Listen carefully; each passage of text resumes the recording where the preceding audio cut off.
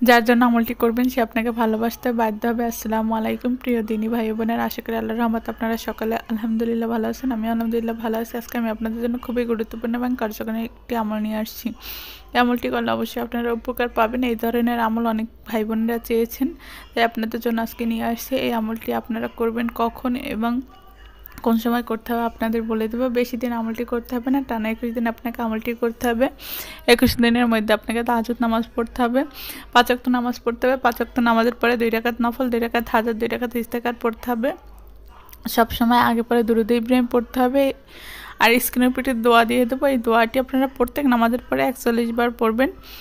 আর আপনারা অবশ্যই সবসময় ভালো ব্যবহার করবেন, সবার সাথে, মা বাবার সাথে ভালো আচরণ করবেন, ভালো কাজ করার চেষ্টা করবেন, কিছু দান সদকা করবেন, আর সব সময় সৎ পথে থাকার চেষ্টা করবেন এই কয়দিন।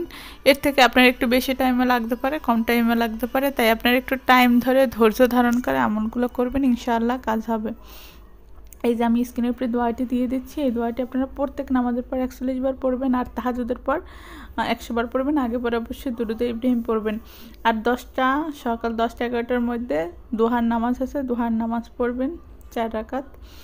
আর অবশ্যই সবসময় ইস্তেগফার এবং দুরূদ পড়বেন, উঠতে বসতে হাঁটতে যেখানে যান না কেন এই দোয়াটি তো অবশ্যই সাথে সাথে রাখবেন ইনশাআল্লাহ। এটা কিন্তু দোয়া কবুলের জন্য খুবই একটি গুরুত্বপূর্ণ আমল। ইস্তেগফার এবং দুরূদ ইব্রাহিম সব সময় পড়বেন আপনারা। আর অবশ্যই আপনারা কার জন্য আমলটি করবেন এটি কমেন্টে জানাবেন। আমি যদি কমেন্টের উপরে লাভ চিহ্ন দিই তাহলে বুঝবেন হ্যাঁ আপনি অনুমতি পেয়েছেন, তাহলে আপনি আমলটি করবেন, না করবেন না এতে আপনার ক্ষতি হবে। আমলটি আপনারা যে কোনো সময় করতে পারেন, যে কোনো দিনক্ষণ নাই, কিন্তু আপনাকে যেভাবে বলছি এই নিয়মগুলো মেনে আপনারা আমলটি করুন, ইনশাআল্লাহ আপনাদের দোয়া কবুল হবে। আর আপনারা যে যা সমস্যা আছেন অবশ্যই আমাকে কমেন্ট করে জানাবেন, ইনশাআল্লাহ আমি আপনাদের এই ধরনের অবশ্যই ভিডিও দিয়ে থাকবো আপনাদের সমস্যা সমাধানের জন্য। ভালো থাকেন সবাই, আল্লাহ হাফেজ, আসসালামু আলাইকুম।